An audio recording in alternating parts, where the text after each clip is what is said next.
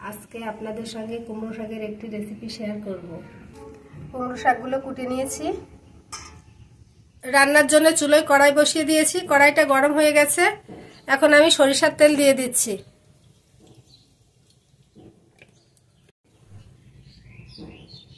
পেঁয়াজ বাটা,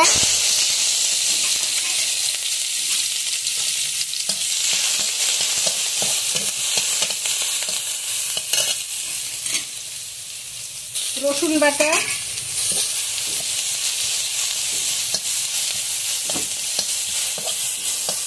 পেঁয়াজ রসুনটা লাল লাল করে ভেজে নিয়েছি। এখন কুমড়ো শাকের ডাঁটাগুলো দিয়ে দিচ্ছি।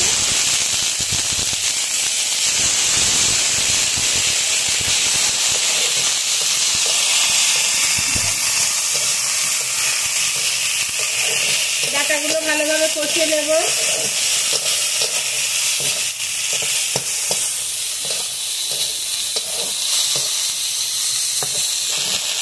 সামান্য পরিমাণ পানি দিয়েছি।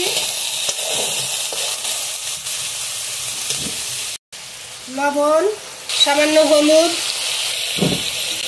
কাঁচামরিচ বাটা ডাঁটার সঙ্গে এখন ভালোভাবে কষিয়ে নেব।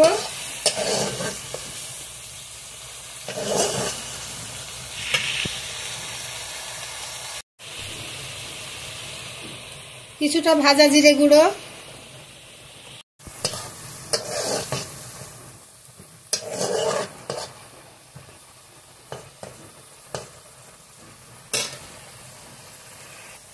ডাঁটার মধ্যে মাছের চর্বি দিয়ে দিচ্ছি।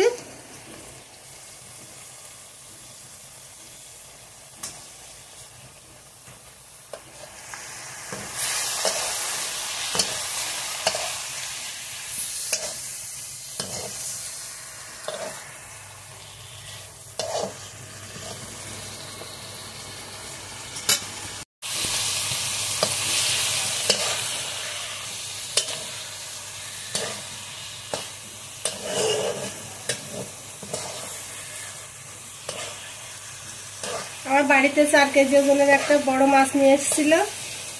সেই মাছের চর্বিগুলো আমি ফ্রিজ করে রেখেছিলাম। সেটা দিয়ে এখন এই শাকটা আমি রান্না করে নিচ্ছি।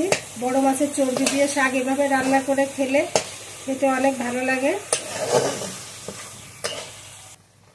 ঝোলটা ফুটে গেছে, এখন শাকগুলো দিয়ে দেব।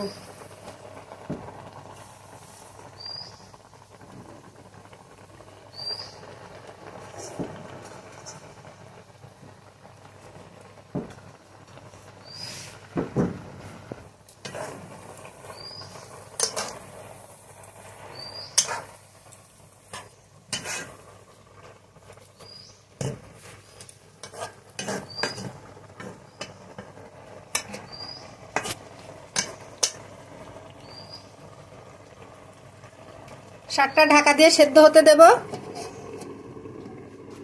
ঢাকাটা খুলে নেব। শাক থেকে অনেকটা পানি বের হয়েছে। শাকটা নাড়িয়ে দেব।